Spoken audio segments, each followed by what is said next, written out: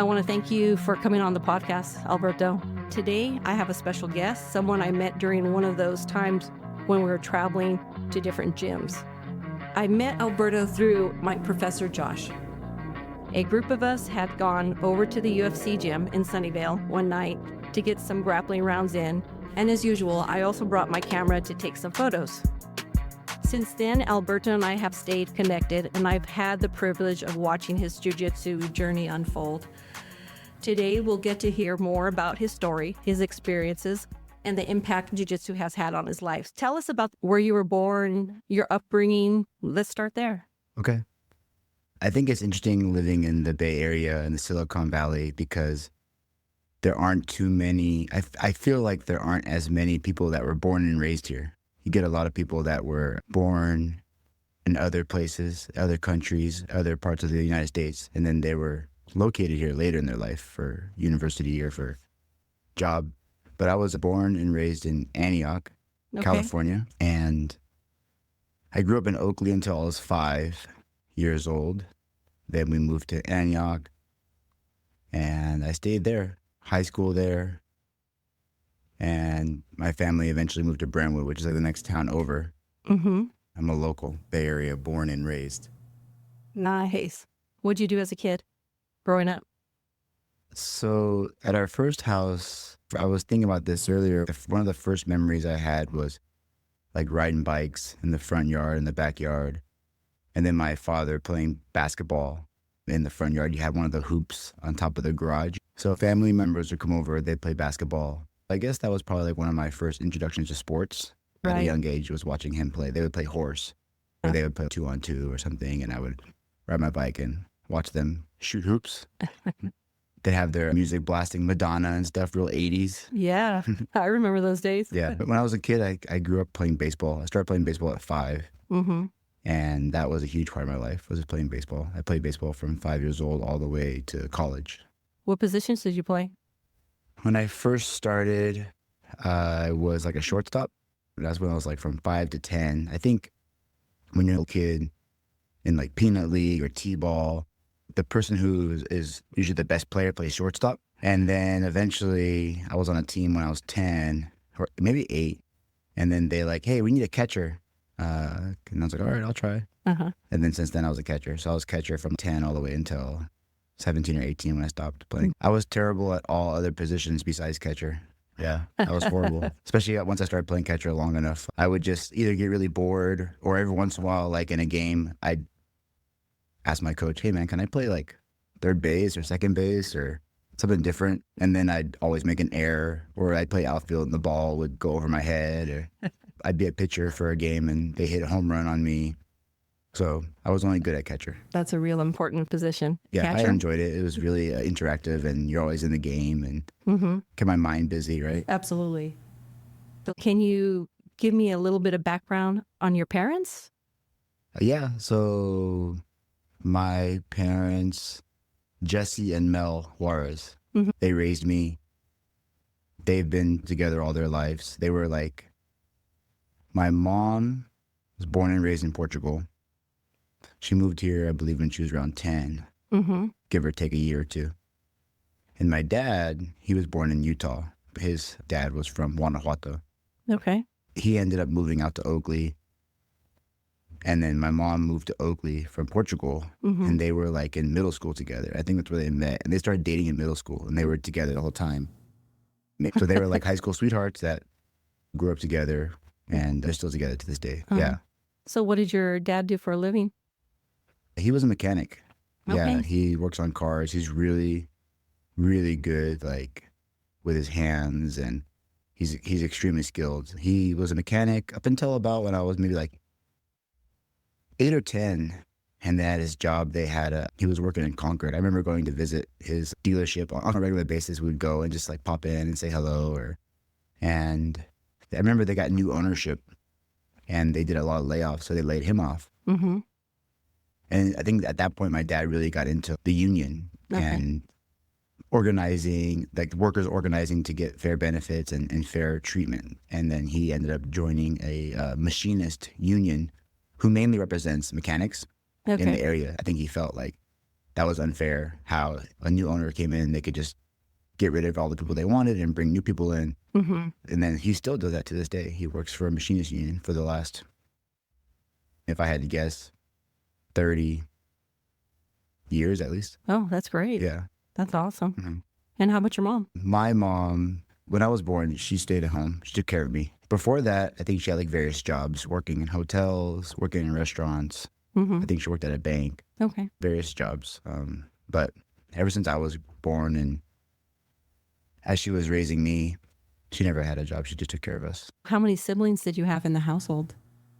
So in that household, I was the oldest. When I was 5, my brother was born. His name is Jesse Michael. Fun fact is that I played a part in helping name him. My parents asked me, like, oh, what do you want to name your brother? Mm-hmm. And I said Michael because I was a huge Michael Jackson fan. And they're like, okay. And then my dad's name is Jesse. So they were going to name him Michael Jesse, like Mm-hmm. hyphenated. But she said that like, when she was supposed to name the baby, she was like not there from different like medications she was taking after the pregnancy. And so she named him Jesse Michael. So it was like backwards when they had to sign the papers. And then my sister, Jessica, she's 7 or 8 years younger than I am. Yeah. So we grew up together. There was kind of an age gap between me, my brother, and my sister. Okay. But when I was growing up and playing in like the front yard with my friends, my little brother would join us sometimes Mm-hmm. to play like football or basketball. Me and him are really close today. My sister are pretty close, but growing up, I was doing my thing for the most part. So how did growing up in a big family with siblings and cousins impact your personality? So like, I grew up with my brother and my sister, right? They are like biologically my cousins Okay. because my mom and my dad who raised me, they are biologically my aunt and uncle. But I didn't know this growing up. I didn't know this until I was about like, I think I was like 12 when I found out. And so I had multiple cousins that I would spend time with. Mm-hmm. I didn't know at the time, but they were my half brothers and sisters. So I had 5 half brothers and sisters that I called my cousins because they were my cousins the way that everything was structured.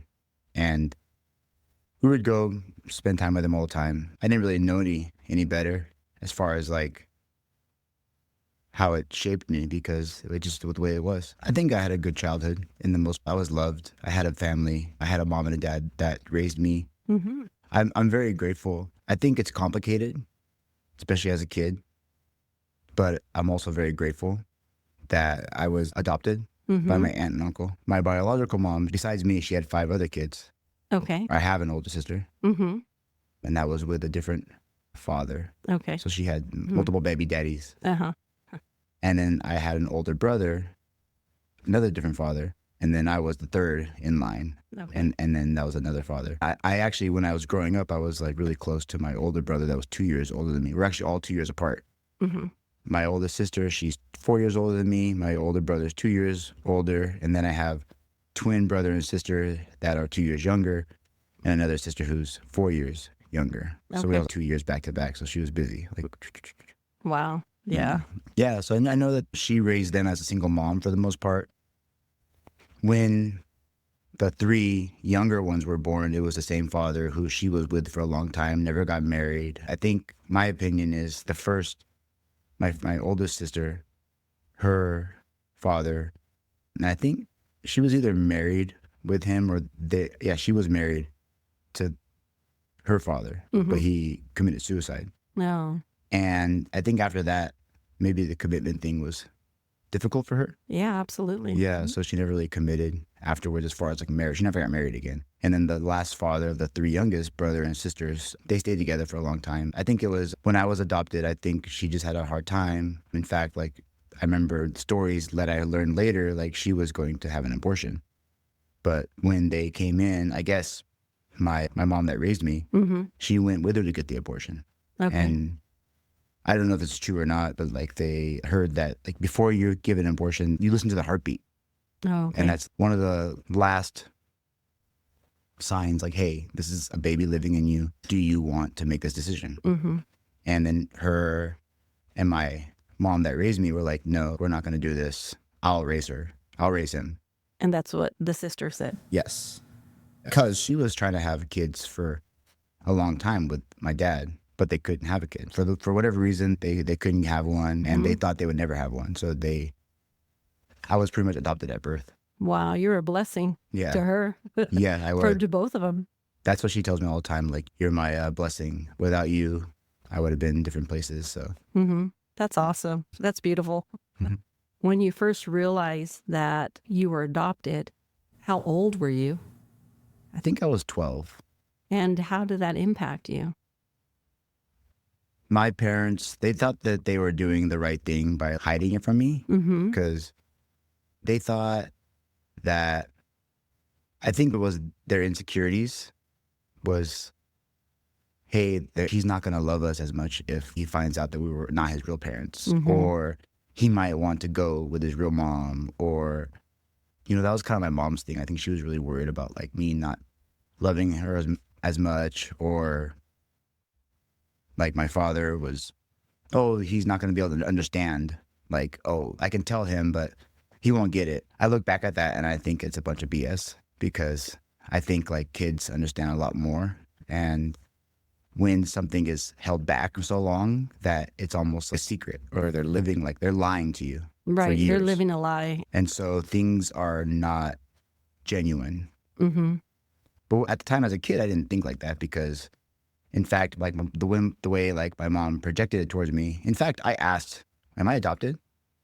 One day, because she was giving me signs. Like, she would ask questions, and she was kind of like feeling it out, like, oh, I think like a couple of times she even asked, like, if I wasn't your real mom, would you still love me as much? And then, so I asked her one day, am I adopted? And she's like, yes, we're going to talk about it when we get home with your dad. I was like, okay. And I find out that my titi, who's my aunt, who's my biological mother, her name is Adelaide, but she goes by Lisa, but I called her titi, which is like aunt. And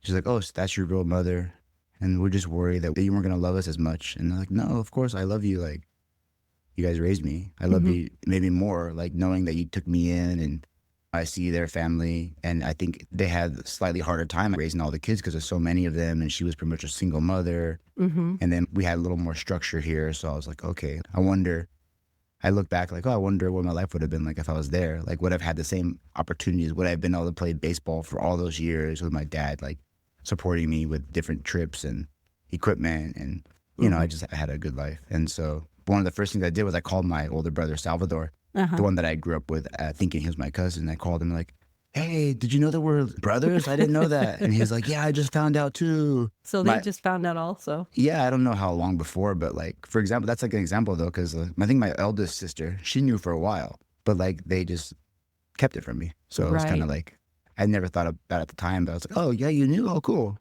So at age 12, you got to meet your biological father for the first time. How did that go? My biological father, it was soon after I found out that I was adopted. And we were at a Mexican restaurant that we would go to often. I was with my mom and my grandma, my mom that raised me. And they started speaking in Portuguese, which like I grew up hearing Portuguese and hearing Spanish from both sides of my family, but I never spoke it. But I knew like when they're speaking Portuguese, there's a good chance they don't want me to understand. So I'm like, what are you talking about? And then they're like, hey, that's your biological dad's over there. Do you want to meet him?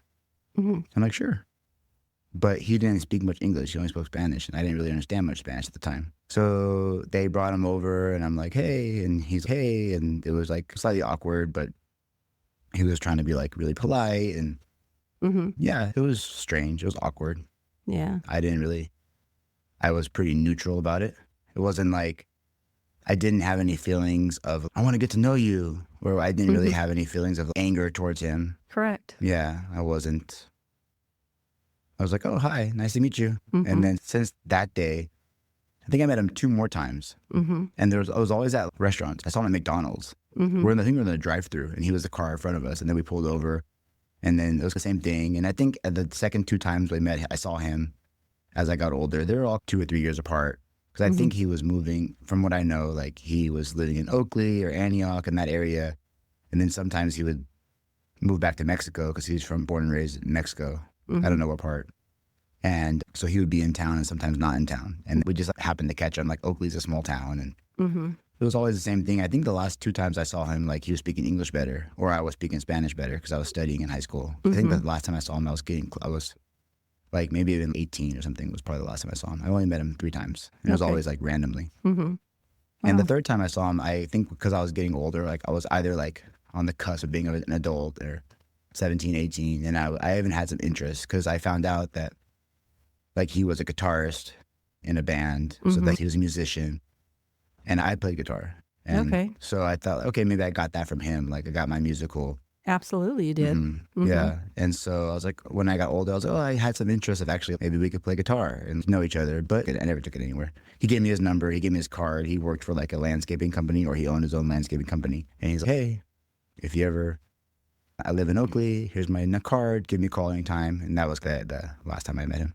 Okay. Never followed up on it. Yeah. Well, you had a great father that raised you. Yeah. There wasn't really a need for your biological father. Yeah. I didn't need a father figure. Correct. I think there was always like a curiosity. Oh, like I wonder what kind of a guy he is, or, but I didn't really care too much because honestly, like I recently had a daughter. Yes. And there was, I think it was Father's Day. Like I was with her and I was like, I would never leave you. Like, I can't believe anybody would leave their child at birth, or in his case, was a deadbeat dad. He just left me. You know what I mean? So like, I can't even imagine that. And so it was a moment that I had with my daughter. It's like, I'm never going to do that to you. Well, I'm always going to be here as long as I'm alive. Exactly. Yeah, you're not going to follow in his footsteps. No. Let's talk a little bit about your mom. Your mother struggled with addiction and eventually got clean. Mm-hmm. How did witnessing that affect your childhood? I think it was tough. I didn't know any better. My mom raised me the best she could, given the circumstances. She was always there for me. I never was like, I got food, I had a place, I had a nice house, I had all the things I needed, I was clothed. My father provided really well. My mom gave me love the best she could. Right. It was tough. I think I learned a lot as far as being secretive. I think that's one of the things I learned growing up, hiding true feelings or lying, or because I would witness her using drugs or getting drugs. And it was always like, oh, let's keep this a secret from your dad. You can't tell your dad. I forgot what they call that, like when one parent uses you against the other parent. And so I was like her spy and like, okay. And I was her lookout. Yeah, I was on her side because she raised me. I was with her all day. Right. And then as a child, like you want to take care of your mom, right? So you're like, okay, sure. If he asks, say this. She would have the whole game plan. So I think that was one of the things that I learned, and which I carried with me as like a character defect as I got older as well, was like hiding true feelings, lying, being secretive, like not showing, I guess being manipulative. Yeah. Yeah. Okay. It happens. You know, you learn by the examples that you have set in front of you. Let's talk about your passion for sports. Baseball was a huge part of your life growing up. What made you fall in love with it? So baseball was, I think I started when I was 5. And I think it was one of my ways of being noticed. And I think that kind of goes back into like my childhood, living with a mother in an addiction. Was I kind of went unnoticed, you know, because she was busy with doing her thing. And as much as she gave me love and she gave me what I needed, I think I was missing like her emotionally and like her attention and because she was elsewhere. There's many times where I needed her, but she wasn't there. She was not emotionally available. So I was not necessarily, although I was abandoned by my biological mom, my biological dad. So like there's like abandonment things going on there as well. But I think I was neglected by her mentally and emotionally. Right. So when I got into baseball, this is me like looking back as an adult now, not in the time. But I think what drew me to it was like, oh, wow, like I'm good. I'm athletic. And this is a stage where I can shine. Like I learned quick. My dad, he took me. He like was so into it with me. He would take me to baseball practice, and he would even hire private coaches to help me get like the techniques correct. And from the second year I played, like I became good pretty fast compared to the other kids. And I was like, oh, like now I have an avenue to be noticed. I kind of leaned into that role of wanting to be noticed and getting attention for doing something good, you know. Yeah. Like some kids want attention, especially if they're not getting it at home in some way or another. And so that was my way of getting attention, was playing baseball, like being good at it, getting praise. Right. And eventually I also went into school too, because I became really good at like school, getting good grades and being a good student. So I think that's what drew me into it. And then as I got good, I played all the different travel ball teams, all-star teams, and it got pretty serious once I was like 12 years old. That's like a pivotal part, I think, in my adolescence. From like, I think a lot happened when I was 12. I think I lost my virginity when I was 12. Wow, that was early. Yeah, so I think 12 years old for some reason was like a huge, maybe that was around the same time I found out that I was adopted and all this stuff. So by the time I was 12, I started playing baseball like really seriously. Travel teams and year round. There was like winter ball, summer league. Yeah. That's where all my friends were at. My friends were baseball players, and it was just my identity at a young age. And I followed baseball. I watched the MLB and like most kids, like I had a dream of playing professionally. And eventually, like in high school, like when I was in high school with baseball, I played with the varsity team like as a freshman. That's good. That's really good. They had this pitcher. I played freshman ball, but then after freshman ball, like during the winter leagues and stuff, they brought me to the varsity team to play certain tournaments and stuff, because they had this pitcher who was throwing like 90 plus miles an hour. Man. He got drafted. And I think when I was a sophomore, he was a senior. And they had no one to catch him. So they brought me up and I was able to catch him, and it was like surreal, like this, how fast the ball is. I've caught a few pitchers that threw 90 plus, and that is cool. That is fast. That's quick. The ball just hisses. It's nuts. Yeah, it's pretty cool. How controlled was that pitcher? Would you always? He was controlled. Okay, good. Yes. That makes it easier. Your job totally. Easier. Yeah, he would hit the target. Like he would always be within a few inches. So he was really good. Yeah. And I caught him as a freshman and sophomore. And so that was like really helped me focus, and I became even better just being with people like that, like around me that are better than me, or being with the older crowd. So like I was able to hang with them, and yeah. And then in high school, I thought, I was always told, get a scholarship or get good grades, go to a good college, get a good job. And, you know, that's the life that people have planned for you. And who would tell you that?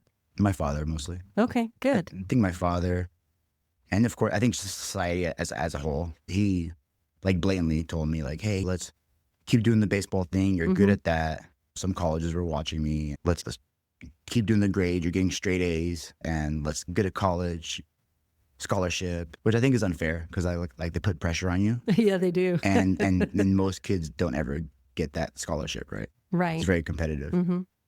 So did you get a scholarship when you reached college? No. No. Okay. No. So I think I had one school that was willing to pay for a portion. So I think I did get one. Now that I can't remember the exact terms, but it wasn't a full ride. It was to Pomona State. Okay. Or University of Pomona, one of those. And it was like a D3 baseball team, and they were recruiting me baseball. But I wasn't interested in that school for whatever reason. Yeah. I was interested in UC San Diego. Oh, nice. Yeah, that was like the school I really wanted to go to. I went down there. The baseball team was looking at me. They were D2.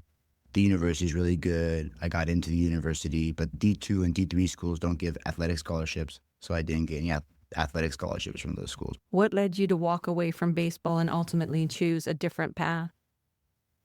I think eventually when you do something for so long at a serious level, it becomes, you develop burnout. You do. Right? And, you know, it was very serious for a long time. Like people, coaches, my father especially, like I played baseball, play games, do practices, but then we'd practice at home, and he'd be like, he's kind of a person that you have to do it this way. And if you don't do it this way, you're wrong.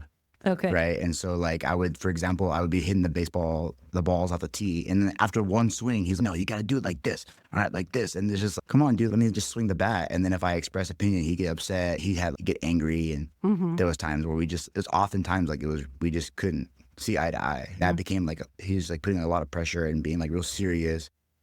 I stuck it out because I loved baseball. I had fun, but like I wanted to go to UC San Diego, and that didn't work out. My dad for years gave me like this, hey, good school, good grades, good college. And then I got in and I was like, let's go. And at the time he's, I can't afford it. So go to a junior college instead. Mm-hmm. And so I was like really let down. Right. Because I had this expectations for like last 4 years, all through high school. Right. And I achieved it. Exactly. I got the straight A's. I played baseball. I got to a school that I wanted to go. Mm-hmm. I was looking forward to it. Right. And then it was like I even went down for like registration. I signed up for classes. Mm-hmm. I went for the orientation. Mm-hmm. I met the coaches and the baseball team. And then even then, he's like, no, just go to the junior college. And in my mind, I told him, and I was like really upset. I said, like, what was all this? You know, you led me down this path for the last 4+ years. And now all of a sudden you take it in a way. And he's, you can go to junior college and then you can get a scholarship 2 years later. So I don't know. I think he just had these expectations of what college scholarships are. And Mm-hmm. then he learned later, oh no, like I can save a lot of money if you go to junior college. So I went to the Right. junior college, and I had this resentment for a long time. Did you play at junior college? I did. Okay. Yeah, I played baseball there, and I started on the team. Mm-hmm. And if I wanted to, I could have played junior college, Mm-hmm. got into a different university, maybe, who knows what university I could have got into and played baseball, and Mm-hmm. who knows. I know with my skill, I could have at least played minor leagues, at Right. least 100%, Wow. because I had a lot of friends that I grew up playing baseball with that made it to the minor leagues, and I'm like, oh, wow, like, I don't think at that point it's not that difficult to get to like a AA or whatever, AAA. I'm not sure which one's the highest, AA or AAA or single A. Mm-hmm. But You were at their level, and you knew you were at their level. I So, was, and yeah. I'm looking back at it, like I Yeah. could have done that. I doubt, I'm not sure, but I don't know if I'll ever make it like the pro, but I could have played professionally. But at this point, had such a resentment towards my father and towards baseball. Mm-hmm. So I played on the team. I did really well at the junior college. But then I had these coaches that they were just horrible. Like, they did a lot of things I didn't agree with. And I think at that point I was so rebellious Mm-hmm. that I would just tell them straight up, like, you're doing all these things wrong. Not necessarily the way they were coaching, but the things they were doing like behind the scenes. Like, for example, one of the main things was they had us do all these like fundraisings Okay. for, Like the travel teams, or yeah, the money was supposed to be for like trips that we did. And Yeah. and the money was raised, and I think it was used in the right way. I don't think they like misused it. right. But they promised these things to these businesses, which was like, we're going to create a catalog that your business is going to be in. So when people come to our games, all the people that show up to the game, they get this brochure that has all the players in it, and it has your business in it. Right. And As so- marketing. And they paid for this, and you give this. But they never gave that. They never delivered on that promise to these businesses. And every time I asked them, it was always an excuse. Oh, the printer is not working, or all this BS. I'm like, I sold, I don't know, like 3 different sponsorships Mm-hmm. to like family friends or whatever, their Right. friends. Right. And now I'm like the one that looks like I'm the BSer. Right. And so every day I would be mad at them. Come on, like, You'd call them out. I call them out. And then because of that, eventually they would start treating me differently. Mm-hmm. I just came with a bad attitude. Right. I came to practice every day with a bad attitude. About like halfway through the season, they ended up benching me because my attitude. Right. They brought another catcher in, and even though he wasn't as good as me, he wasn't rebellious like I was. And then eventually they kicked me off the team. Oh, wow. Yeah, towards the end of the season, they kicked me off the team, and I'm like, fine. Mm-hmm. Let's go. You made too much noise for them. Yeah, I was a cancer. All this stuff built up through Right, years, yeah. where my father, and then these terrible coaches, and then baseball and hopes and dreams crushed. And Mm-hmm. once I got kicked off, like my dad ended up talking to the coaches. Like, I was unaware, but he's, hey, they want you back next year. They want to get past this, and they're willing to re-invite you. And I went to a meeting with the head coach, and like, he kicked me off the team, but he had one of his assistant coaches do it. And I was like, you're such a pussy. You Like, couldn't even. you can't even face me and say it, you know what I mean? So we Right. had this assistant coach do it, and then they had all my catcher gear was the university gear. So they're like, we need all your gear back. So I just like, literally after the game, I took all my gear, threw it at my coach's face, and it's like, all right, I'm out. Like, I'm deuce. Uh-huh. But then when I came back for the meeting, he's, hey, you're always welcome back. And I don't know, we talked it out with me, him, my dad, and I was like, you know what? I'm actually doing jiu-jitsu now. This is way more fun. I'm like, and I'm gonna be an MMA fighter. And so he's like, all right, if that's what you want to do, I'm happy for you. But just know that you can always come back to the team. I think my dad had to fight hard for that because of the way it ended. But I think you stood up for a good cause. I think so too. Yeah. I think my attitude was poor and I did some things maybe the wrong way. Yeah. But I think I was like, one of the things I can't stand is like injustice or things being unfair. Same here. So I felt like I was making noise, but. Yeah. All right. Okay. So now that you talked about jujitsu, Yeah. let's get into your jujitsu journey. Okay. Okay. How did you first get introduced to Brazilian jiu-jitsu? In high school, I was into like weightlifting and bodybuilding. Mm-hmm. And I did that while I was playing baseball through high school. I would lift weights often. Mm-hmm. And I was going to a gym. This must have been, I think this was senior year of high school, the summer between senior year of high school and college. What year was it? 2003. Okay. So this is where I got introduced to jiu-jitsu in 2003. And I was working out at this gym. I don't know what it's called now, if it's still even there. It's called Extreme Fitness in Antioch. I was lifting weights with a buddy of mine, and Nick Diaz, who most of us know, who's Yes. a famous UFC fighter, right? Yeah. He was going around the weight room Mm-hmm. and was like targeting certain people, probably like young people, and like, hey, like we're doing jiu-jitsu back here. Come on, let's go. Mm-hmm. I remember 100%. Like, I remember him talking like, oh, you want a six-pack abs? Come on, do jiu-jitsu. Like, it's a good workout. Come try it out. So Mm-hmm. there was a back room, and it had like mats, and they're like these old dirty gym mats, right? Mm-hmm. I'm like, all right, I'll give it a try. So me and my buddy went back there, and then we did a class, and I remember one of the first techniques I learned was like a butterfly guard pass. Okay. And I still remember it to this day. I still use it, right? So yeah, he brought us back there, and I got into it. This is before he was a UFC fighter. He was a purple belt in jiu-jitsu, Mm-hmm. and he was with Cesar Gracie. But like somehow they had a partnership with this gym, and he was there coaching. And I don't remember how many nights a week it was, but it was all no-gi stuff. And Mhm. so he was fighting like King of the Cage. And I remember the first day I trained, or like the second or third day, there was like a clip out of his latest fight. I think it was the first day. And it was him Kimura-ing someone, like breaking their arm in the match. And Wow. yeah, I was like, whoa, this is nuts. What is this? Okay. And then I started learning and I started doing it. And what drew me to it was the physical exercise. Because I was like, I loved working out and I Yeah. loved being in shape. And I was Mhm. like, wow, like this is a crazy exercise, like all this testosterone and just trying to beat each other up. And I thought I was like badass, like from the get-go.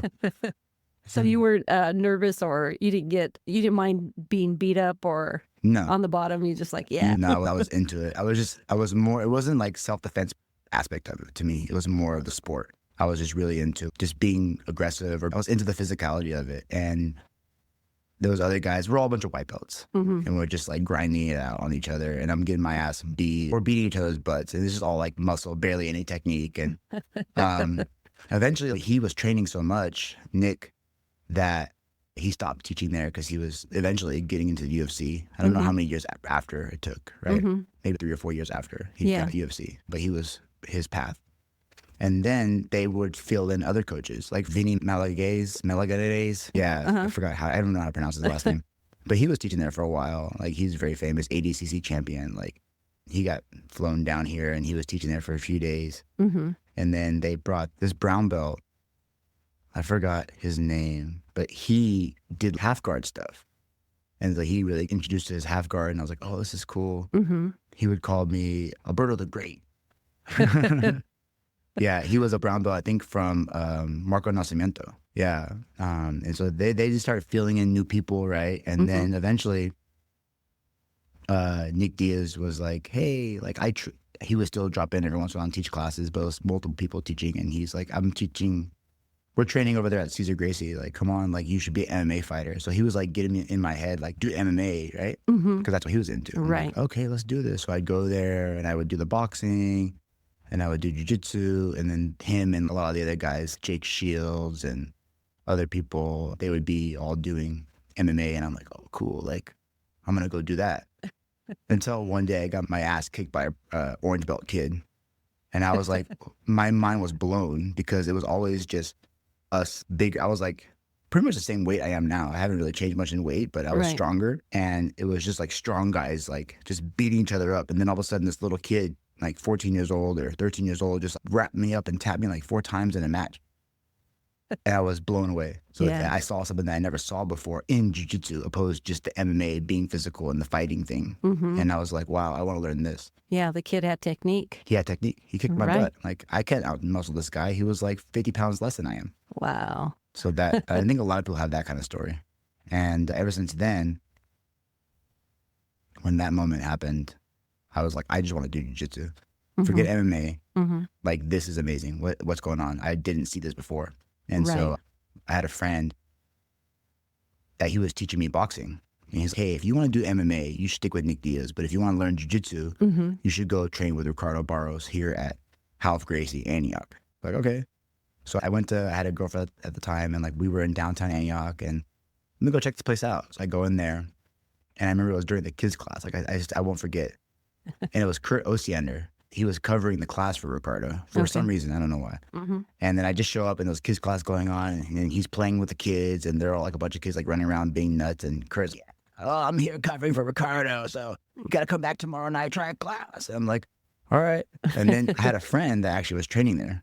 And then we went together and I just was like, once again, I was like so into it because of the physical activity portion of it. Like we would do an hour of what they would call warm up.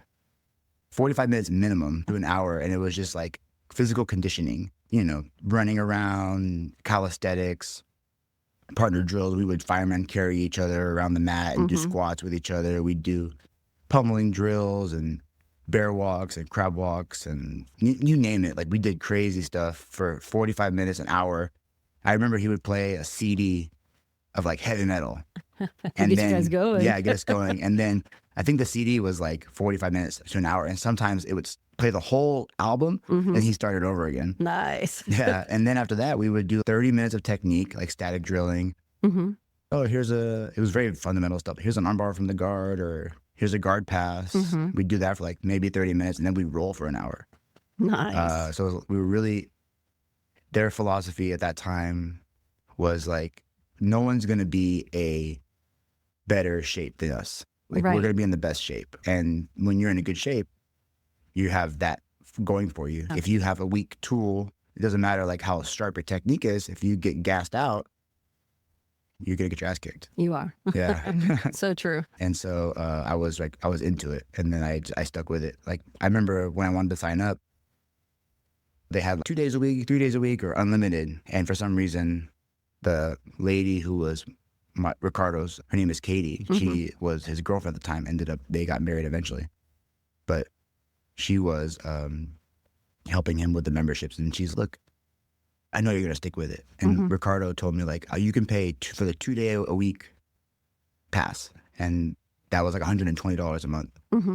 But you have to come every day. Oh. And I'm like, all right, bet. And I didn't say that because I didn't know what that meant back then. But I was like, that for sure. I'll be here. And then they were like, yeah, we know. I don't know. They saw something like, yeah, you're going to stick with it. I could tell. Yeah. Okay. And then I stuck with him. Awesome. From white belt to black belt. When I was doing jiu-jitsu, like we mentioned earlier, I started jiu-jitsu probably that summer between high school and college. And then during college, I was doing the MMA thing with the Nick Diaz team. And that was when I quit baseball. I wasn't yet. I don't think I was with my coach, Ricardo, yet at the time. Okay. And then I still had the aspiration to be an MMA fighter. But then I gave up baseball and I was still in school. I was doing jiu-jitsu and I was working out. And I think the biggest challenge was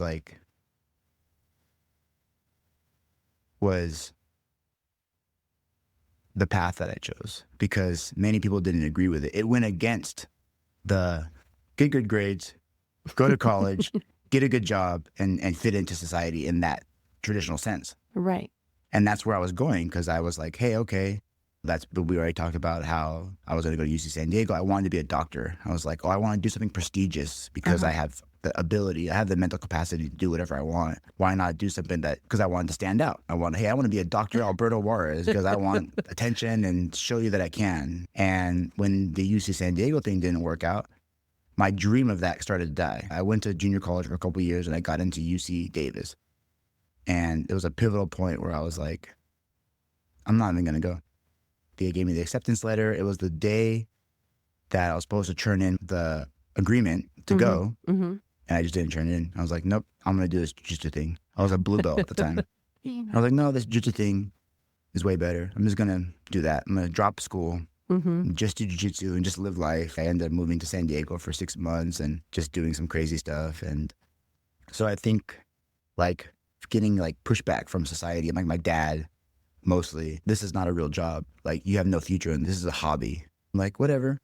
Like, you can't tell me what to do now, like, after that. And then he would try to, like, push back so hard. Okay, if you're not going to do this, I'm going to do this. So he was trying to control me. And so that was the hard part, was like, oh, I see my professor, Ricardo, and he makes a living teaching jiu-jitsu. Like, why can't I do that? Exactly. Okay, so maybe I should do that. This is pretty fun.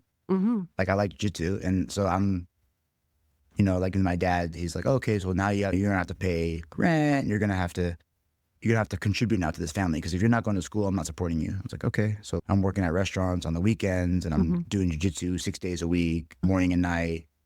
And so that was tough because I chose my own path and I didn't really have any. Like, nowadays, you tell people that, they're like, yeah, go be a professional jiu-jitsu guy. Like, you can sell DVDs and you can own a gym, or there's actually a lot of gyms that will support you locally, like the Kyotera, or internationally, like when you go to Japan, they have the Carpe Diem, and they're like supporting like purple belts just to teach classes.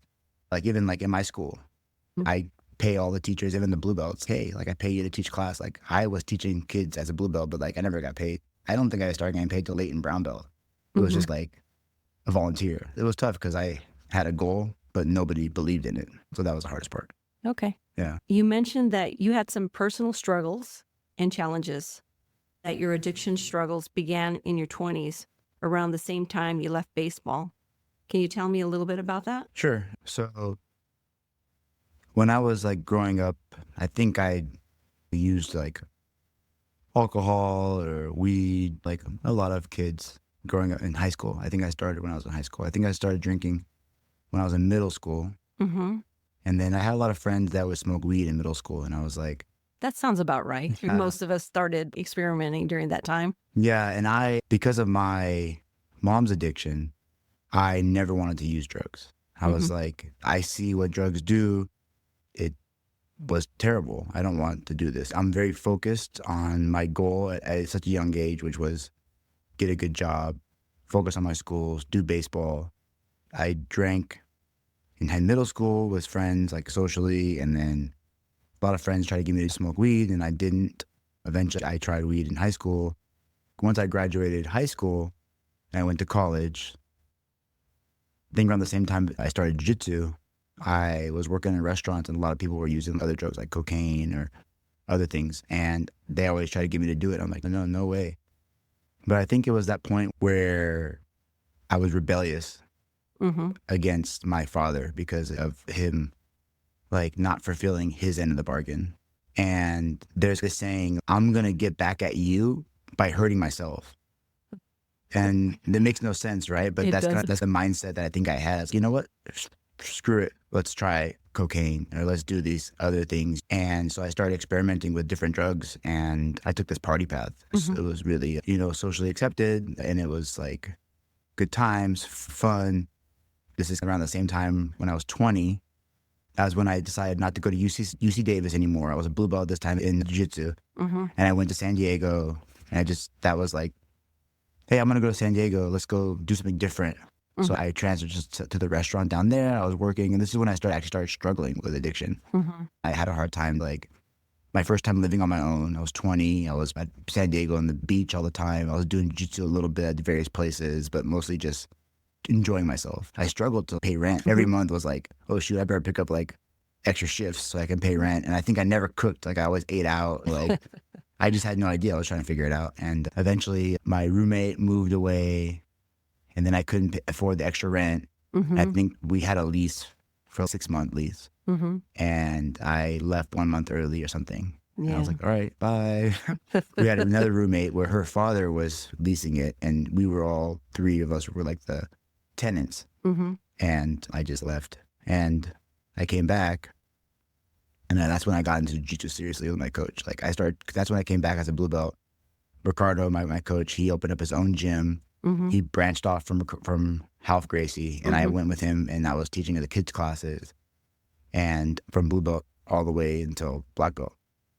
There was times I was working in restaurants, like I said, and there was times where my addiction got in the way. I couldn't show up to class. I would always call him with an excuse, hide, lie, manipulate. But eventually, like, you can't hide anymore. You can't lie anymore. So, like, he, as my coach, like, he had a hard time knowing how to deal with it. Right. Like, he was trying to show me, like, tough love, but also be embracing. And I think, like, he doesn't understand as an addict, but his coach, High-End Gracie, that was his coach. Right. And he was an addict.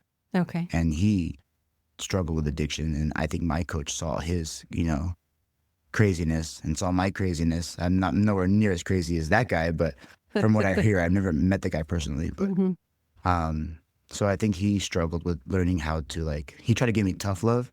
Like, all right, like, if you're going to be using and not showing up, you're suspended.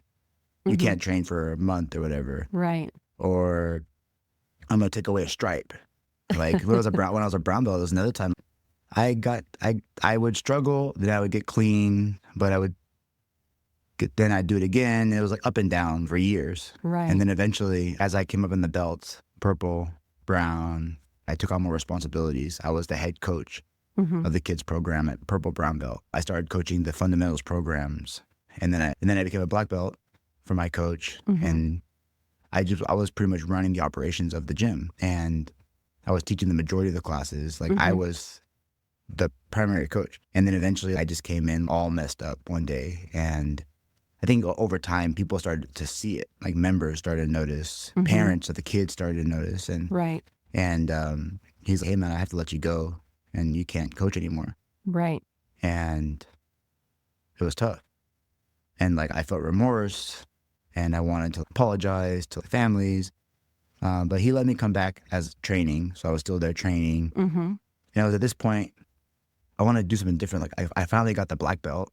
I know this is not like the end goal, but that was a huge accomplishment. It was. And so what can I do now? Like, I dropped out of school, so why not go back to school? And so, like, I was telling my professor that, and he was like, oh, sure. I think why do you need a degree? Like, he's kind of like anti-school. You don't need a degree. You're a black belt. You could do whatever. And I'm like, no, I think I just need it for me. I want to go back to school. And I was training there still, but ever since he let me go as an instructor because of my addiction, it wasn't the same. It was really awkward. I was still training there, but eventually I said, hey man, it's not really working out. I'm going to not be training here. I'm going to go back to school. And we left it at that. Yeah. And I don't think either of us at that time really said what we really wanted to say. We held back and we were just like, okay, cool. Like, good luck. All right, good luck. Yeah. And then I left to San Jose State because I wanted to learn judo. and all this time, like, my addiction is like up and down. Like, it would get in the way. I'd get clean for a little bit and then I'd have it under control until it wasn't in control. Right. And then I went to San Jose State and same kind of story. I'm working at restaurants and I chose that university because it's local and because of the judo program. I'm like, hey, like, I'm gonna do something new. Like, let's be a white belt all over again. So let's go to San Jose State. I started training judo there with David Williams and I stayed with him the whole time. I think by the time I graduated, which was like 3 years at San Jose State, I was a brown belt in judo. After I graduated, this is like around the time where I started to get clean. Okay, so that was one of my questions. At what point did you realize your addiction was becoming a problem, and what did you do to try to fix it? Yeah, it obviously was a problem because it would get in the way of my responsibilities. Like, I just couldn't show up and do the things I wanted to do. And it was really hurting my relationship with Keiko, my wife. We got married in 2017. I think 1 year after I graduated, 1 or 2 years after I graduated college. Okay. And I just saw like how it was hurting her one day when, you know, I hit multiple bottoms. And I just saw how much it was hurting her. And then so I was like, you know what, like I'm going to get clean for her because this is not fair. My first goal was like, I can't see her like this. This is terrible. I can't believe I still have a lot of shame and guilt for what I've done and what I put her through. Throughout the years when I was trying to get clean, I went to Narcotics Anonymous because that's what my mom did. And that's how she got clean, right? Her version of clean. I know of this way to help you get clean. And I would go and I'd get clean for a little bit. And then I'd stop going. And then I would start using it again. And then eventually I would just use it as a means to stop for a little while, get my life back on track, and then months later or a year later, I'm back where I started again, if not worse. I stopped using one time for a year, and then I was like, oh, I did a year. That's pretty good. Like, I guess I could start drinking again. And then once you start drinking, and then one thing leads to another, and then you're back in the hole. I finally went back to Narcotics Anonymous, and I finally did the steps and did all the things that they suggest, and I've been part of that organization, but now I've been clean for almost, in May, as long as I keep this path, in May it'll be 6 years. That's amazing. Good job. Thank you. Awesome. Good. Okay, so then let's go to, let's see. Can I talk about how I got my black belt in judo? Yeah, absolutely. Okay. After I graduated, I was like, oh, I'm a brown belt in judo, so I want to get a black belt. So I would go back to San Jose State to train with my coach. And I think it took me like an extra 2 years. And I was training 3 days a week, and we would train for 4 hours. I would do conditioning for an hour. I would do technique for 2 hours. And then I would do 1 hour of hard sparring. Wow. For 2 or 3 days a week. I actually got rewarded my shodan or black belt in judo during the pandemic. Yeah, 2020. And after I got promoted to black belt, I was like, all right, I don't need to do judo much anymore now. I was training so hard, but judo is rough. Oh, yeah. Oh, my gosh. It's so different than jiu-jitsu. It's tough on the body. Yeah, taking falls. I'm 30. I'm not like a 14-year-old that they can take falls and pop back up. We have a judo at our dojo, and these kids are 8, 10, 12, and they're just falling and getting up and falling and getting up. I'm like, man, I would you can ask Keiko, I would come home and I'd be like, I hate judo. I hate judo. It freaking hurts. I don't want to settle. Oh my gosh. But I was determined. I have a goal. I'm going to do it. Let's get this black belt. And after that, I wanted to develop my game beyond jiu-jitsu. I need a stand-up part. Let's do some judo. This is going to help me as a martial artist. And it has, because now I have that in my pocket. If I need to stand and I have a much better balance, I understand the gripping patterns. I can defend myself on my feet. I have some good takedowns. Yeah. And it helps with the pace too, because the judo pace is much more intense in general for jiu-jitsu. Absolutely. What has been the biggest lesson you've learned from your recovery? I think everything that I have right now in my life is because I am clean and stopped using drugs. Okay. Because everything came after that. I got my black belt in both judo and jiu-jitsu, and I was still struggling with addiction. I have a determination. I can do all these things, but it wasn't until I got clean that I felt like I could actually tap into my true potential. I can actually find out who Alberto really is, in my opinion, because of my emotional neglect, because of my abandonment issues, because of me seeing my mom in my addiction, because of control issues. And those things led me down that way. And it was my way of getting back at the world. That blocked me from being who I am and finding out who I am. And if I use, I'm just going to go down that path again. And so I think the lesson that I learned was that in order for us to figure out and to live an authentic life, we need to be clear-minded. We need to be present, and we need to know that every day is a blessing, because if you don't do the right thing, something can be taken away from you. Yeah, I agree with that. For others struggling with addiction, what advice would you give them? It's going to be okay. Okay. Yeah, it's going to be okay. I think when you get deep into a bad spot, like you just don't care if you live or die. You don't care about anything else. You're so wrapped up in negativity, and you're selfish, and you're being taken over by the addiction. And I think they need compassion. Okay. Yeah.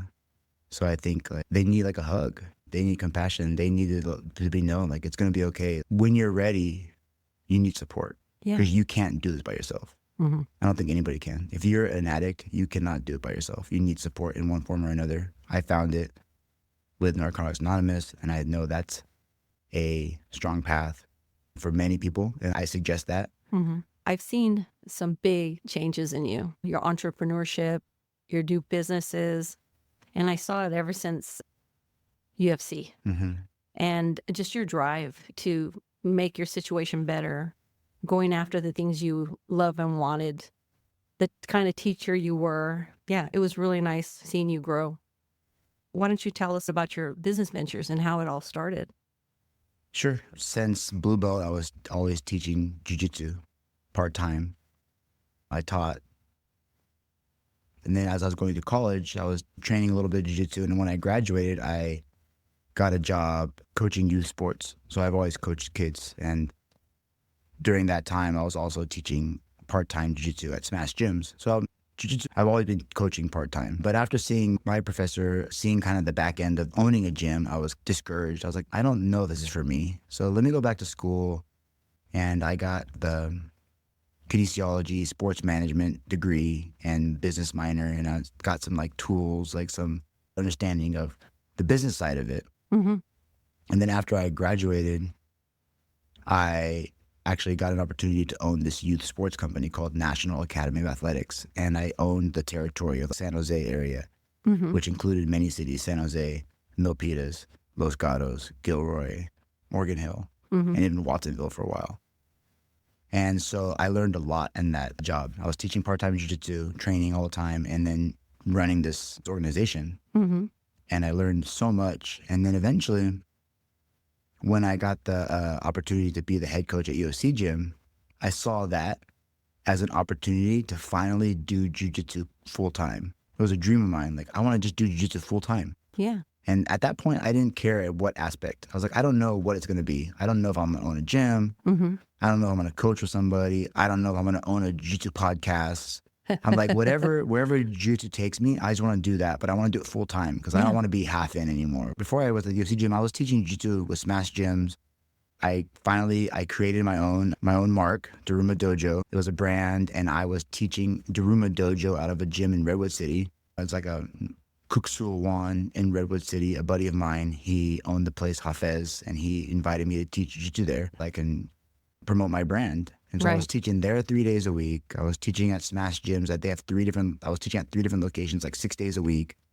And then I was running this youth sports company. And I was just working hard, hustling and training and teaching. But I never got to do one thing fully because I was spread everywhere. And then when this opportunity for the UFC Gym came up, and it was like right after the pandemic, because after the pandemic, the martial arts, the Smash Gyms, the other gym that I was teaching Daruma Dojo out, they all like closed. And so I was just doing jiu-jitsu with friends in garages. But the youth sports company, they like pivoted. So I saw like that in order to be a successful in business, you need to be flexible.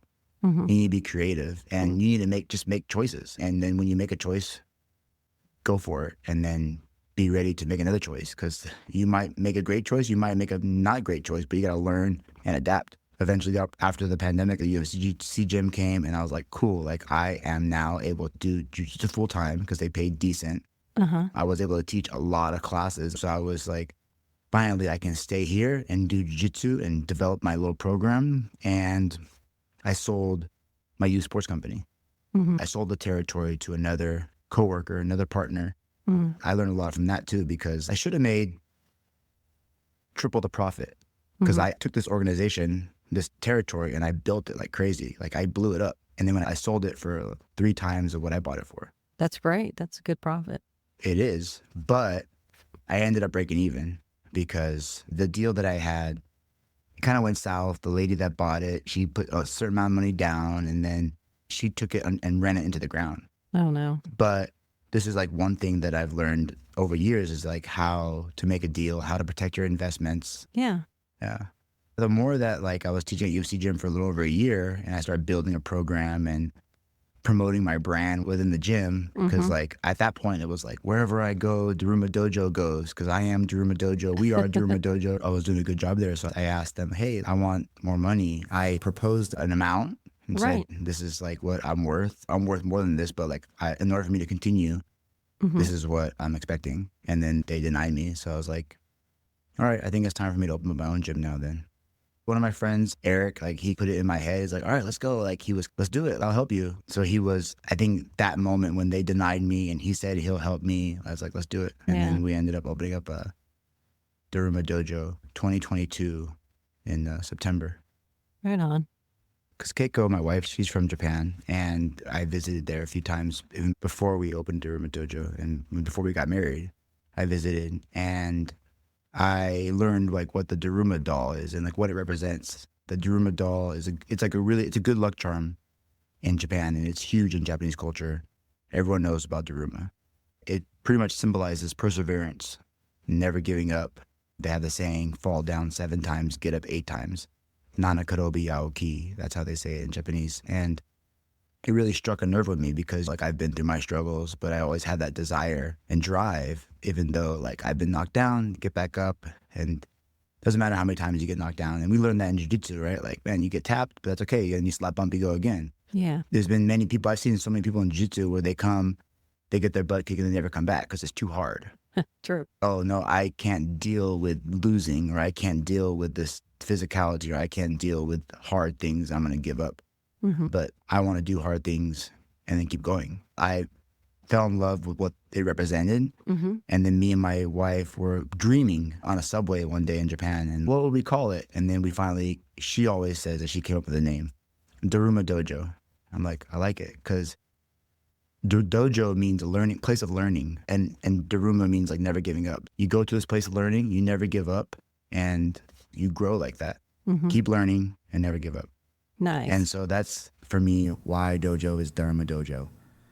When we opened up, we came up with a name, we came up with a logo eventually, before we even had a place. And then I was teaching in Redwood City, and then I was promoting the brand within UFC Gym as stickers or just like hoodies. And I was never intending to open a gym, really. It was just like a brand. And then when I opened up my gym in Sunnyvale, it took off because I had a following. It was the right place at the right time, I think, and we had something going on. We did really well, and I just was like so happy that, because when you teach jiu-jitsu and when you work for somebody else, you're limited into what you can do, into your creativity. Like you have a vision, but you can't, unless, depending on the structure of the business, the chances are you're not going to be able to do that because you're always working for somebody else. They're going to hold you back, or there's going to be compromise. I want to do this. Okay, you could do that, but you can only do that when or if. So eventually I was like, screw that. I'm in a place in my life where I'm ready to take a chance and commit. And I went all in. I put 100%. Me and my wife put our savings into it, like everything. Like I had some friends that wanted to buy in, but they wanted to be like, they wanted to own a portion of the business. Like, no. All right. Like, I think we can afford this. And Keiko had a savings. I had a little bit. And we just did it. Good. One of the best decisions I ever made in my life. Right on. After you opened up the dojo in Sunnyvale, it's been a great success. I can see all your postings on Instagram, just being there visiting, all the people there. You have a lot of upper belts that are truly loyal to you and have helped you there. What made you decide to branch off into another city? Yeah, I think you made a good point. Like, I'm so grateful for my team there that are loyal and that support Daruma Dojo because, like I mentioned earlier, like we can't do it by ourselves. It's impossible. Right. You can't run a business by yourself. You need a team. Like my wife, Keiko, was working full-time job at a school as a daycare teacher, educator, and she would come and also work full-time at the dojo. She was working like 80 hours a week.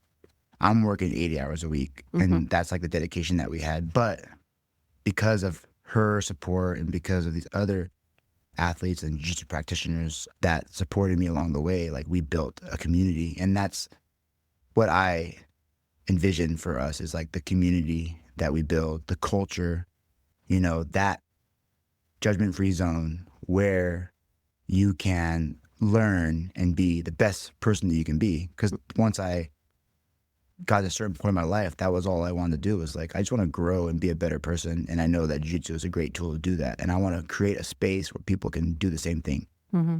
And we did our best to do that. And we're still learning about our culture. I'm learning more and more about our culture as a business owner. Like, I want to continue to foster this culture.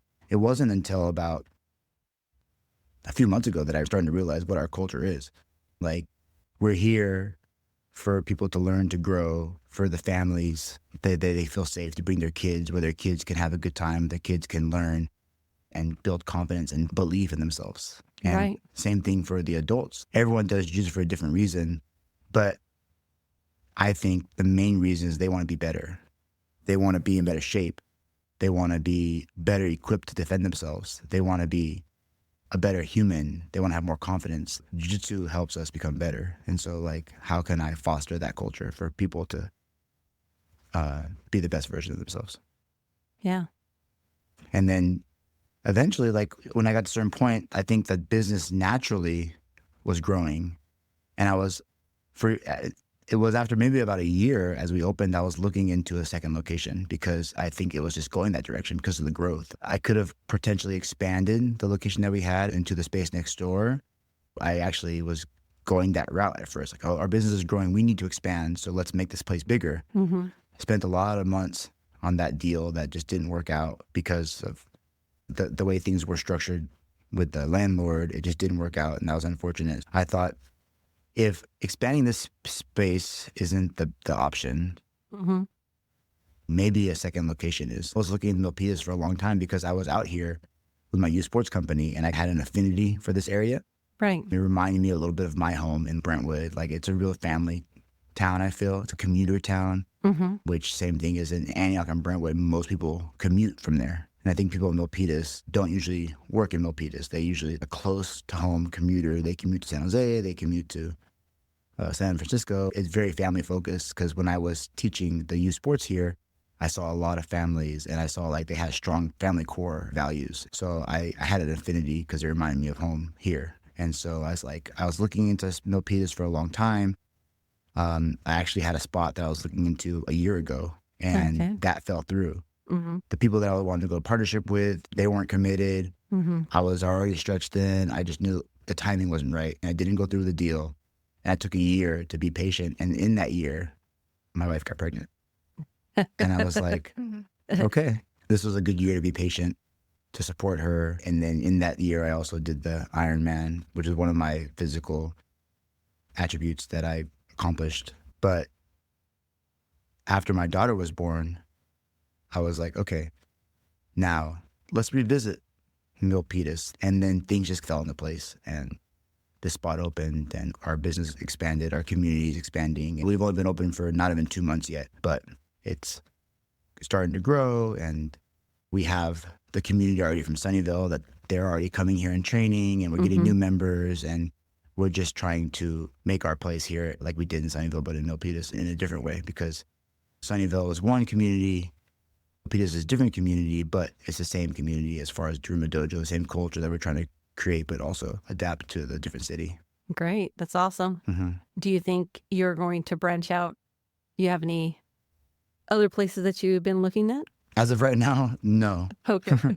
I have multiple cities on my list that Okay. I think will be good cities for jiu-jitsu, Uh-huh. but I'm still in the thick of it right now. What were the biggest lessons you learned from running your own business?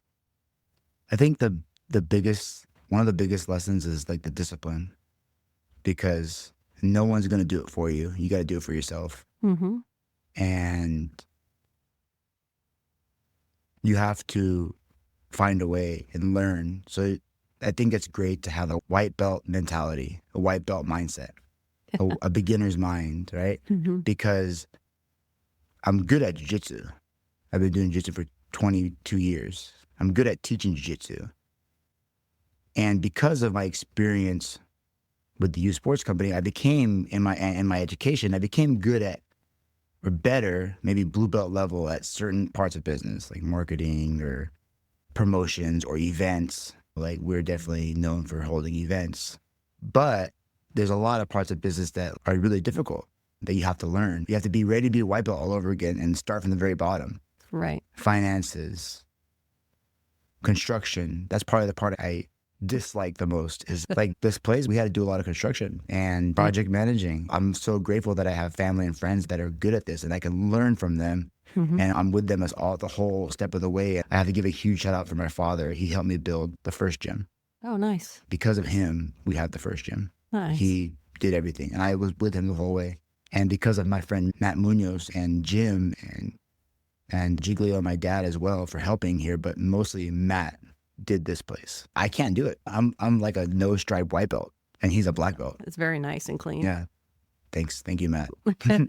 And my dad helped a lot as well here, but like Matt's been the biggest help. I think that is what I've learned is I learned this through jiu-jitsu, but also through businesses. So you have to keep a beginner's mind. You have to be willing to learn because if you want to be successful, like you have to put that hat on every once in a while, put that white belt on again and just like, all right, let's learn. And it's exciting because although it's very hard and very difficult and very stressful and it's hard, but if you're determined, like you can learn, like if you can get a black belt, you can learn whatever. Yeah, absolutely. What advice would you give someone trying to turn their passion for martial arts into a career?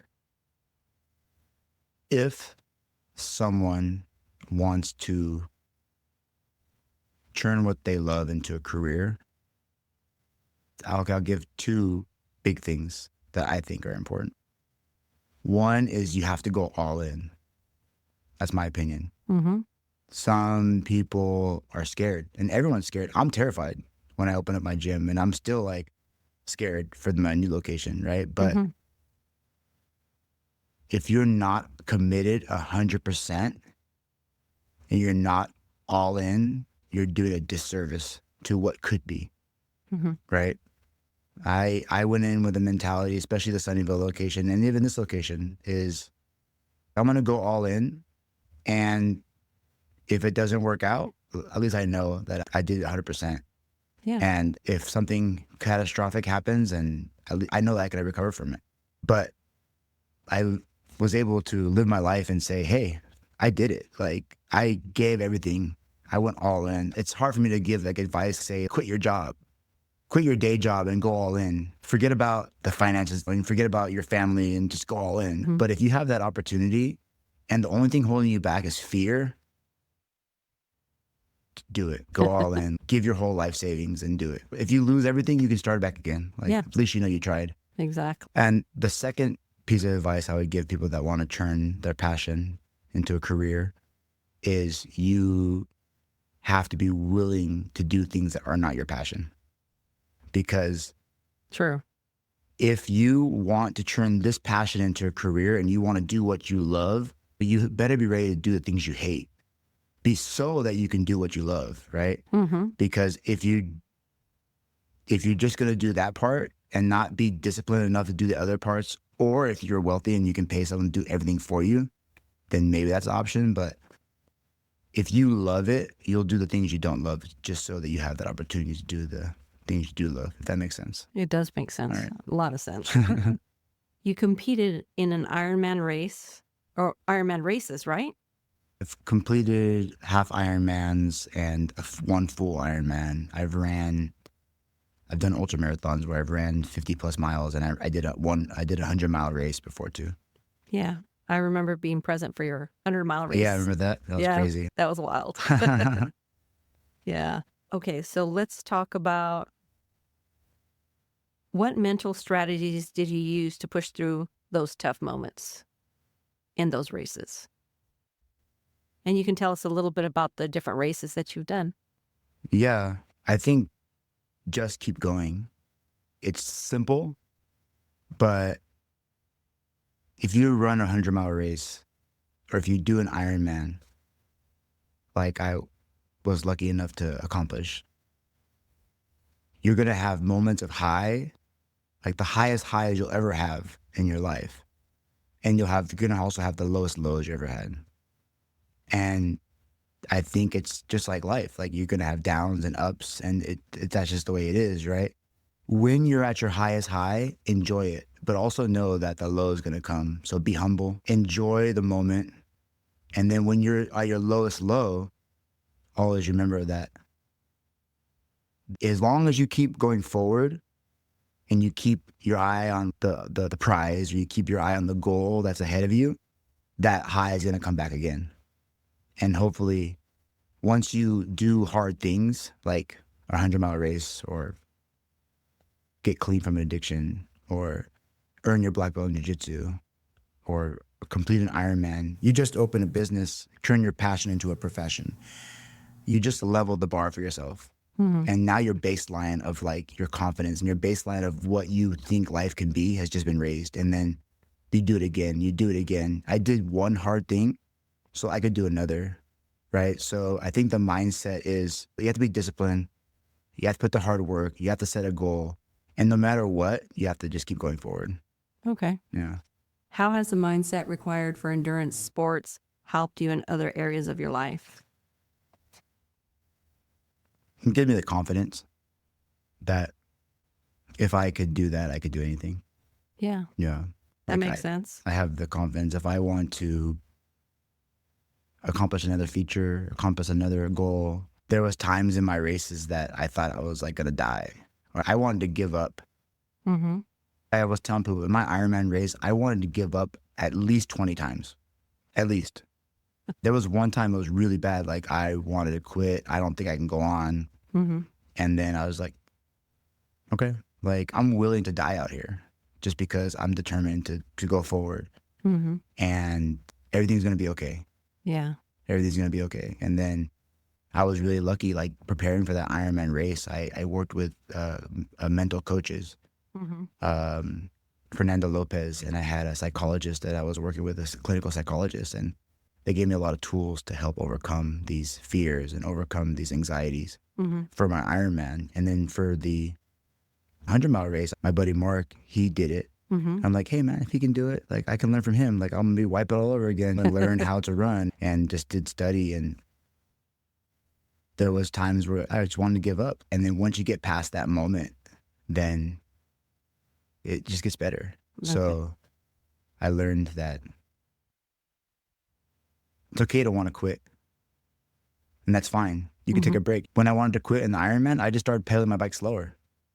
Okay. I was like, okay, I want to quit. I feel like I'm going to die. I'm having these terrible thoughts and terrible feelings. But you know what? I think the natural thing is people want to go faster. I got to go faster so I can beat this. But instead, I was like, no, slow down. Yeah. Let's go slower. Let's pedal slow. So if you're having a hard time, slow down. Yeah. Don't try to go faster. Slow down, but don't stop moving forward. You don't have to run. You could walk, you could crawl, but eventually, okay, if I can walk, I can run. If I can run, I can sprint. Yeah. For the finish line. Okay. If you could go back and talk to your younger self at age 18, what advice would you give him? If I can talk to my younger self, I think I would give a similar advice that I mentioned earlier, which is I just tell him it's going to be okay. I give him a hug and I say, hey man, like, you're worth it. You're worthy. You have people that love you, and find a support system, and you're going to be good. You're going to be okay. Yeah. That's it. I don't know. It's hard to say. You can't go back and I would have done this different. Right. I think he just needed a little more love and support. Yeah. Compassion. That's it. What legacy do you hope to leave behind in BJJ, business, and in life? I don't think too much about like legacy as far as like how I want to be remembered. I want Daruma Dojo to continue living on. I think it's nice to be creative and to say and to be a part of something that we created. And if that can continue, and that would be fantastic. And then I think that's the most important thing for me in BJJ is that we can maintain a culture that we have. Daruma Dojo continues to grow even long after I'm dead. And now that I have a family, my daughter, I see things so differently. I see, you know, how can I raise her? How can I provide for her? And, when I'm gone, what am I going to be able to leave her? Not only financially, which I hope I can set her up for success financially through our business ventures Mm-hmm. and through jiu-jitsu and through our financial planning, but also like mentally, because that's more important, because my family wasn't rich and I'm not rich, but I'm building a business, I'm building a community, because it all started, like you said, from a mindset, from getting clean, from doing hard things, from doing jiu-jitsu, from developing a belief, from working on myself. I want to leave that to her and to my students, the ability to believe in themselves and move forward. Tell me about your family and your support. Yeah, my family is the most important thing, is my wife, Keiko, and now my daughter, Elia. Like, they are my family. I have a big family. I have my mom, my dad, my brother, my sister, but we have our own family now. I just want to spend time with them, and I just want to be with them. I'm so grateful because, like, now me and Keiko have always been a good team, Mm-hmm. and our relationship has grown so much. We've been dating since 2012, so we've been together for 13 years. Mm-hmm. Been married for, 8 years? Mm. Yeah, 8 years. And we've just continued to grow together. Like, she told me the other day, she's like, and it meant a lot to me. She said, I love you so much more now than I did before. I just, not that I didn't love you, but like, you're just such a different person now. Our relationship is stronger. And I feel the same way. Like, I've only loved her more and more. I've never loved her less. And because we communicate well, especially since the last 5+ years, almost 6 years, our communication has gotten strong.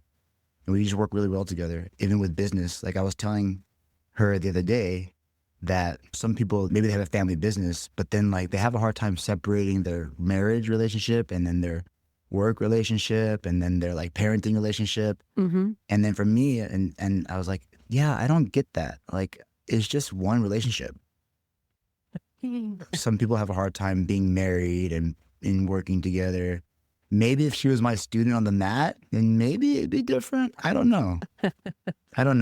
But I'm just very lucky, super lucky, so grateful that when I first started dating Keiko, she was the only woman that I was ever dating that I could see a marriage and that I could see her being like the mother of my child. And I was like, this is different. Okay. I could see a future. And we tried for many years to have kids and it was unsuccessful. And we thought, I guess, like, we told each other, if we don't ever have kids, that's fine. Like, we have each other. Yeah. And if it's not meant for us, then, hey, we have each other. We're going to be okay. Yeah. And then we got lucky with Elia. Like, she came and this was at the point where I didn't give up. I think Keiko kind of thought it wasn't going to happen. We both got into this state of acceptance. Hey, the chances are it's not going to happen, but we proved the chances wrong, I guess. Your little miracle. Yeah, she is. And she was premature a couple of months. She was healthy and she is healthy and she's 10 months now. And my favorite time of the day is just spending time with her. Just like hugging and cuddling and playing. And it's been great so far. 10 months so far. And I'm a white belt all over again. Yeah. A white belt in yes, in parenting. And being for sure. a dad. And Keiko awarded me my first stripe the other day. Because Keiko, she's been working in early childhood development for 20 years. Oh, so she knows children rearing. She knows this age group where they're like newborns to about 1 or 2. Mm-hmm. That's her ballpark where she plays with. And so she understands the development. So she's a black belt. Although she hasn't been a mom, right? So when you have your own kid, it's different. Mm-hmm. But there's still a lot of this. She still has a lot of skills. I've always had a hard time to put her to sleep. If she's crying and I'd rock her and she'll calm down with me. But when I put her down to go back to sleep, she always wake back up and start crying again. And then I get really anxious. And at that point, it's done. Like I have done, like in the middle of the night, Keiko normally always gets up, but sometimes I would try to help. Or before we go to bed, she wakes up and she's crying, and so I try to put her. And I ask Keiko questions like, "Okay, how do you do this? How do you hold? Or how do you rock? Or how do you support the head? How do you put them down?" And then she gives me all these tips, right? And I'm learning. I'm like, okay. I gave up like so many times, like 4 or 5 times, like where she's unsuitable and she's crying, and my anxiety is going through the roof, and I'm like, I'm sorry, I put you back in the crib. You're crying your head off. I'm gonna walk away now. You're okay, and then go get Keiko. And there was many times where I just thought, I can't do it. Maybe there's something, my anxiety, that I just can't soothe this baby. Or when I do soothe her and put her back down, she wakes back up. The other day, a few weeks ago, I finally was able to do it. And then she went back to sleep, and then Keiko's like, all right, today you get your first stripe. Now, jiu-jitsu is life. I'm the 1-stripe white belt. I'm going to post everything about fatherhood now on Instagram. That is cool. Yeah. Is there anything else you'd like to say? Thank you for the conversation. Thank you for having me on the podcast, for coming to the dojo, and thank you for everything you've done for the community around here. Like, as an artist, as a photographer, as a practitioner, as a coach, like, you really are doing a huge service for all of us. You're amazing. Oh, thank you. Thank I you. appreciate that. Yeah, it's fun. I just love giving back to the community and just meeting new people like you. Yeah, really like it a lot. So yeah, thanks for being my friend. Thanks for what you do for jiu-jitsu and giving back. And, you know, for me to promote my dojo, we're in Sunnyvale. We're in Milpitas. You can message me on Instagram. You can send me an email. We have YouTube. We have TikTok. We have Instagram. We have Facebook. I teach at San Jose State. I teach San Jose State Mondays and Wednesdays to the jiu-jitsu program there. I like to connect the college, universities, and their programs. Come train jiu-jitsu. Come check us out. That's what I love to do. So I could do jiu-jitsu all day and talk about jiu-jitsu all day and help people become better. Try to find their path, right? yeah, My philosophy when it comes to coaching is I want people to find their path, and I want to set up a place where they feel comfortable to make mistakes and feel comfortable to explore and to be curious about jiu-jitsu. And through that curiosity and through that exploration and having that safe environment and culture and community, they can do that. And so if you're interested in having something like that, come check us out, Daruma Dojo. reach out to Alberto, him and his family. They're doing good stuff in all areas. So thank you. Thanks for coming. Thank you. Okay, take care. You too. Bye. Bye.